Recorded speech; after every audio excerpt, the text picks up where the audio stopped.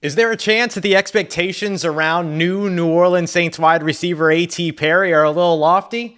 Sure. But does it mean that you should change them? Absolutely not. We got all that and a little bit of lagniappe for you on today's episode of Locked On Saints.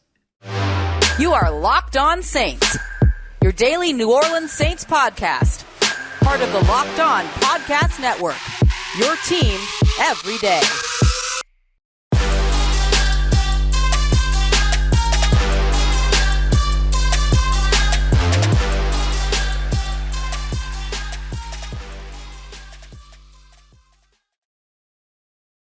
What is good, Who Dat Nation and Who Dat family? Welcome into another episode of Locked On Saints, your daily podcast covering your favorite team, the New Orleans Saints, part of the Locked On Podcast Network, your team every day. Thanks so much as always. Make Locked On Saints your first listen of the day every day. Don't forget, you can subscribe and follow for free on YouTube or wherever you get your podcasts so you never miss a daily episode. And of course, I'm your host, Ross Jackson, at Ross Jackson Nola on Twitter, your New Orleans Saints expert, credentialed member of the media. You can find me as the senior writer and reporter over at Saints News Network, Sports Illustrated's FanDuel site covering the New Orleans Saints, Tuesdays on the Locked On NFL podcast, and here with you every single Monday through Friday on Locked On Saints. And today's episode of Locked On Saints is brought to you by BetterHelp. BetterHelp connects you with licensed therapists who can help you take that journey to self-discovery from wherever you are. Visit BetterHelp.com/lockedon today to get 10% off of your first month. On today's live evening episode of Locked On Saints, still doing our two-a-days today. We're feeling good, doing great. It's been a lot of fun. We're going to be taking a look at A.T. Perry, his fit with the New Orleans Saints offense, the expectations around him, all of that. So we're going to take a look, too, at the character stuff, quote-unquote, that he told us during his Zoom call that maybe caused his drop to the 6th round. I'll tell you why you shouldn't be concerned about those issues as we know them. We'll also take a look at the unlimited big man, how he could add what he could add to his game. But we're going to start first with what it is that he already does well and why he could be the New Orleans Saints' next Marques Colston type, the next quiet storm. And I think we should look at this from a couple of different ways. I think that the projection in terms of statistics is probably a little lofty, right? This is a guy in Marques Colston who was the franchise leader in touchdowns scored for the New Orleans Saints with 72.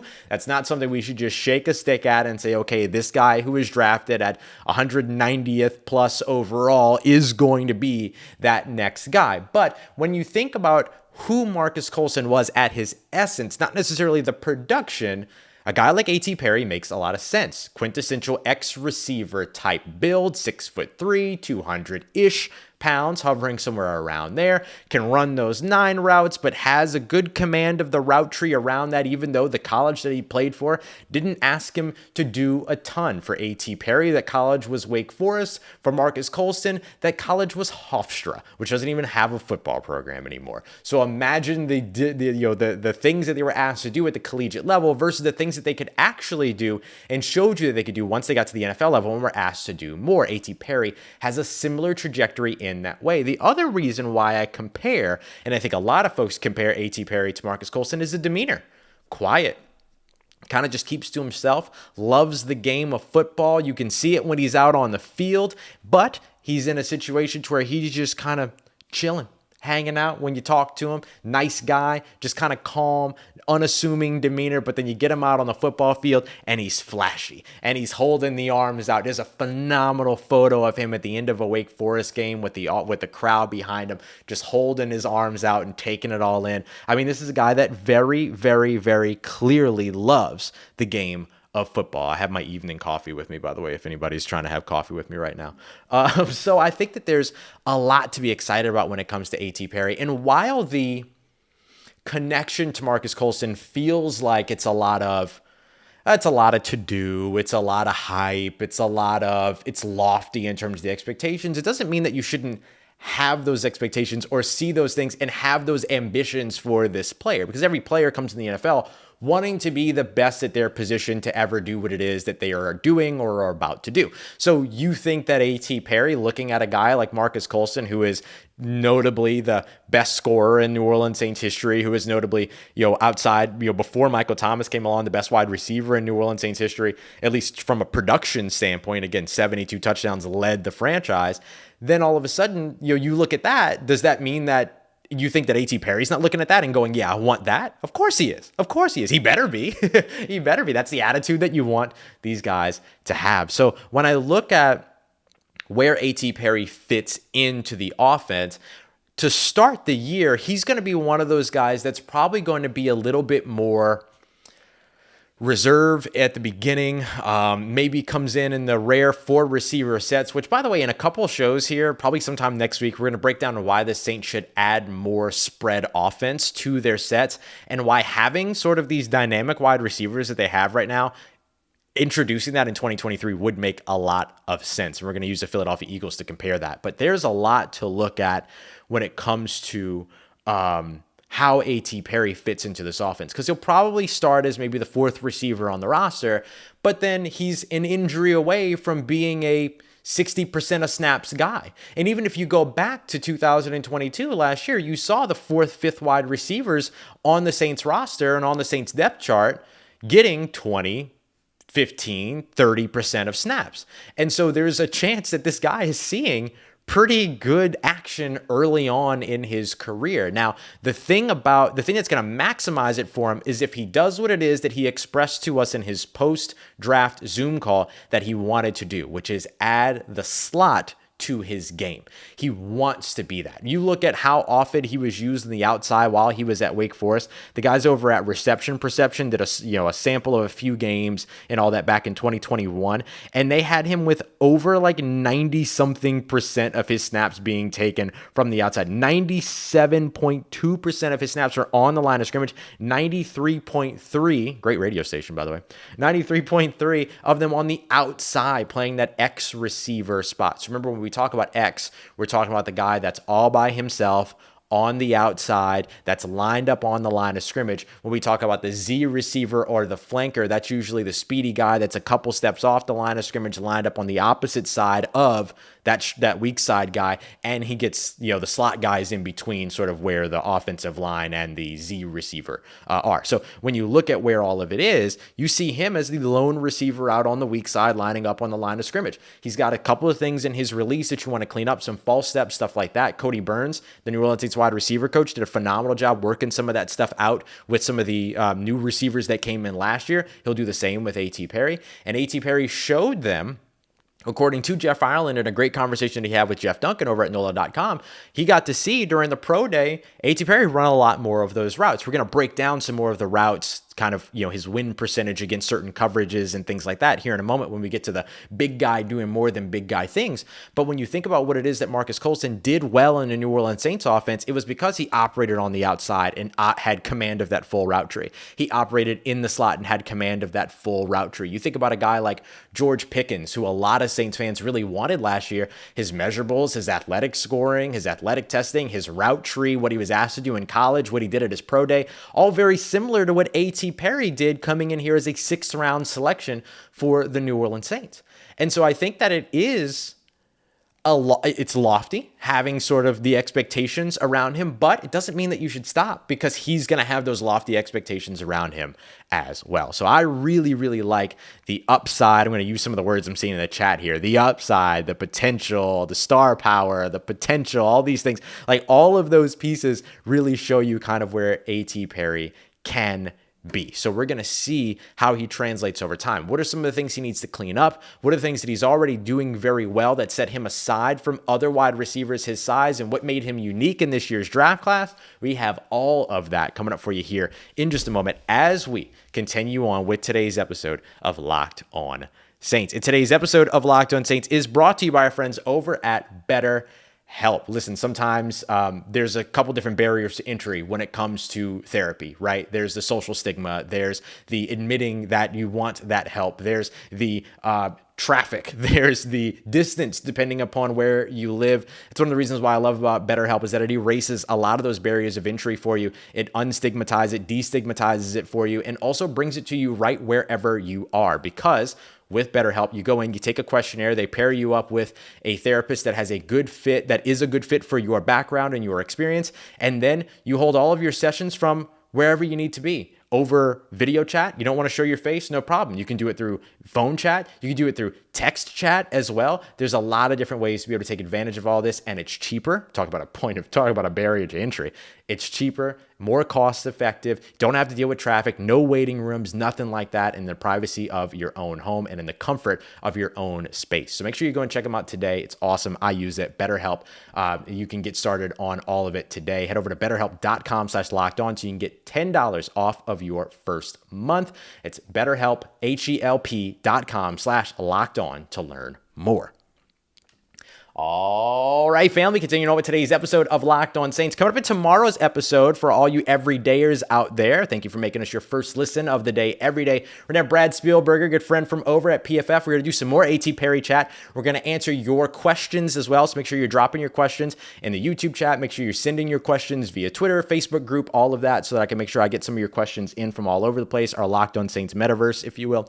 And then also make sure that we're getting, we're going to take a look, too, at the salary cap situation, some potential free agents and things you can go after. Brad and I just did a whole deep dive for you tomorrow, so it's going to be a ton of fun. So let's break down A.T. Perry, what he does well, where there's room to improve, and then the thing that has sort of separated him from the rest of his draft class, and the thing that will make him different than the rest of his draft class throughout his career. The thing about what A.T. Perry does well is that the big takeaway here is that does a lot of things well, and the things that he needs to work on are fixable and addressable. That's kind of the big thing that you should remember throughout all this. This is all good news. The things that A.T. Perry does well is that, well, he's got size, height, weight, speed, 6'3", 200-ish pounds, hovers right around there, 4.47 speed and a 35-inch vertical, so he can go up and get it. He's got a big-time catch radius. He's an inaccuracy eraser. He's one of those guys where you put the ball up in his general vicinity, and very likely he'll find a way to come down with it. At least that's who he was in his collegiate years. We'll see if that translates to the bigger, faster, stronger NFL game, but A.T. Perry gets bigger, faster, stronger while he's in the NFL, and then it'll all translate there. The next thing that you sort of look at from him is that he is one of those guys that has the desire to just contribute, to play the game. And I think that that is a good intangible that translates to the tangibles. That type of attitude, that type of demeanor, that type of approach and focus to the game makes you a better football player when you get out on the field, because you're willing to do whatever it takes. So his telling us that he wants to contribute in the slot, he wants to be able to contribute for outside. The team can ask him to do whatever he wants, whatever they want, and he'll go out there and he'll make sure that it happens. He wants to make something happen there. So that's the other piece, that versatility and his willingness to learn both of those positions. But I think the couple of things that he can improve upon are going to be the drops, which he's got, I believe it was it's double-digit drops over the last 2 seasons. But remember that in each of the last 2 seasons, he was also targeted over 120 times in each of those seasons too. So keep in mind that some of that just comes with the volume of targets, but it looks like the drops that he did have were kind of these concentration drops. And Jeff Ireland also spoke a little bit about that. Saints don't seem to be concerned with that. I wouldn't be concerned about that. He's got good hands when he's locked in and when he's got the focus. There are just times where his concentration gets broken, whether it's by a nearing defender or whether it's because he knows that he's got some green grass beyond him or whatever it might be, to where unfortunately some of those concentration drops have hit the ground for him during his time at Wake Forest. But that shouldn't concern you. That's a very, very different situation if we're just talking about focus drops than if we were talking about an inability to catch. That's a very, very different situation. So I wouldn't be too concerned about that.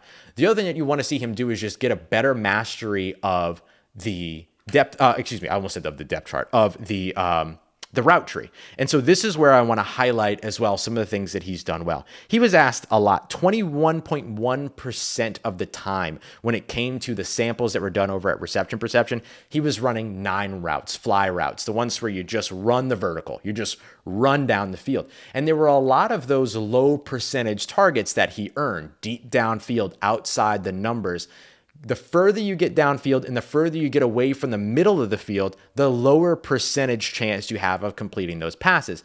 But when it comes to attacking the middle of the field, doing things like dig routes, which are the 90-degree in routes where you'll push 10, 15 yards, 10, 12 yards, 8, 12 yards upfield, and then just cut a hard right and then cut yourself into the middle of the field. That's a big space where he was asked to run a lot. The curls where he would come up, 8 to 10 yards, 5 to 10 yards, and then turn over his inside shoulder, coming back, working his way back towards the quarterback as opposed to towards the sideline. That's another thing he's got a lot of experience doing. And his success rate on those curl routes in particular, charted over at reception perception, 77.8%. Let's go one step further. The slant route, right? Staple in the New Orleans Saints offense, the quick pass game, all of those things. 83.3% success rate in 2021 when he ran those routes, though he was only asked to run them about 11.6% of the time. So you take his best route, that's the most successful route that he ran outside of out routes, and they only ran it nearly, just barely over 10% of the time over the sampled games. So now you get into a system that's going to say, oh, you run curl routes well, you run out routes well, you run comebacks well, you run digs well, you run slant well. Well, guess what? Here's a whole offense for you that is considerably filled with those routes. But then also, you've got 4.47 speed. So yeah, run that 9 route, run that post route. Let's target you downfield as well. So the Saints will be able to find a lot of different ways to get him involved in things that he wasn't asked to do a ton in college, but did show a penchant to be able to get done. So that's going to be a big shift for him coming up to the NFL level, is going to be mastering the route tree. But if he's able to do that, it's clear that he has some of the record here to show, oh yeah, there's reason to be confident about that.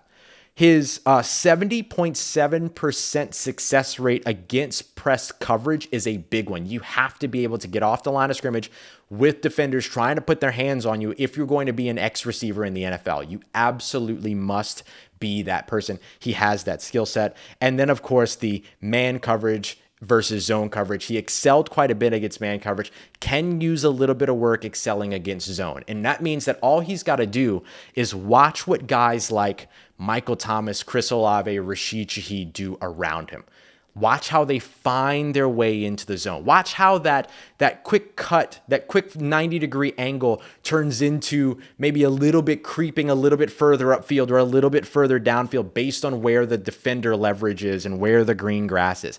If he just watches those guys over the course of training camp do those things, work towards the empty areas of the field and bend the route a little bit early or cut the route a little bit late or whatever it might be, or just travel the trajectory of the open field, then all of a sudden he's going to be phenomenal against attacking zone coverage because he's going to be 6'3", 200 pounds and wide open in the middle of the field, right? It's an inherent progression that's already built into the Saints system that will be an inherent progression because he will execute it, right? So just by virtue of what he's going to be asked to do in the New Orleans Saints offense, you can see all the reasons that he's going to be able to improve and become and potentially have the opportunity to match up to the expectations that are around him, which are lofty, but again, doesn't mean that you have to change them. What separates him from the rest of this draft class? It's the measurables. This was a draft filled with a lot of guys, a lot of wide receivers, and all of them small. Jordan Addison, small. Josh Downs, small. Tank Dell, small. Jaden Reed, small. All these guys, small. Everybody small. And then there's this one 6'6", 200-pound guy that everybody thought was going to be a third, fourth round selection dropping into the 6th round. And then you got Brian Windhorst sitting back going, what does this mean? Why did this happen, right? And so that's where maybe the character stuff, quote unquote, comes in that we'll get to here in just a moment. But we're going to get through that pretty quick. Want to give a quick shout out to everybody that's up here in the chat. Appreciate y'all being here. I saw somebody, Soul Alchemist 913 said, hey Ross, sorry, I'm late to the party. There's no such thing as late. You are always on time. Don't ever apologize for being late. Last thing that I want to point out just in terms of things that he'll be able to do and the things that kind of make him a little bit more special too is the contested catches. 40% contested catch rate throughout the course of his career. I know that doesn't sound like a lot, but again, keep in mind, targeted over 120 times in each of the last 2 seasons with the smaller sort of reception perception sample that they did. He brought in and won 8 of his 10 contested catch targets in their charting. So you can see all of that there. And the last piece that I want to mention here is that when he catches passes in space, so when there's not, defenders immediately on him at the catch point, he went down on first contact, according to reception perception, just 27.3% of the time. So he can get you a little bit of those yards after catch as well. He's not going to be one of those guys that you're throwing screen passes to a ton, although, hey, he's got 4.47 speed. Give it a shot, right? Run some of those tunnel screens with him, but he'll still fight to pick up some additional yardage for you as well, even though he's not one of those 5'9", 5'10", 5'7" slot receiver yards after catch type guys like we saw in the rest of this NFL draft class. Okay, coming up next, character stuff. He told us that that's what it was that he understood made him fall in the draft. What was the character stuff, and why aren't Jeff Ireland and the New Orleans Saints worried about it?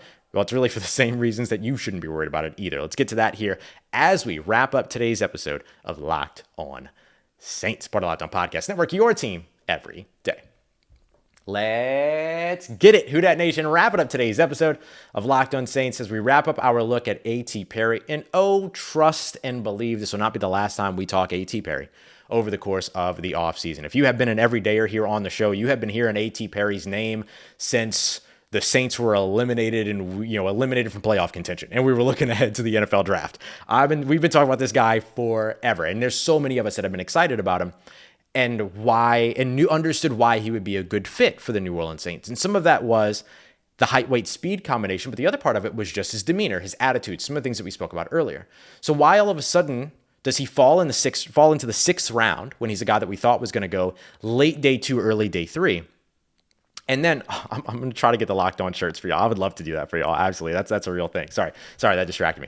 But so when we look at where, he falls in, we talked to him at the Zoom call, and, I asked him, like, how the first thing, I don't know if you saw this, but the first thing that A.T. Perry tweeted after he was selected was that he tagged the Saints social media account and said, "@Saints, you won't regret this." So the first question that I asked him, I run into the media room because I'm so excited that they drafted A.T. Perry and I want to talk to the guy. I run into the media room. He pops up on the Zoom and I say, "Hey, A.T., you tweeted out immediately after being drafted, @Saints, you won't regret this.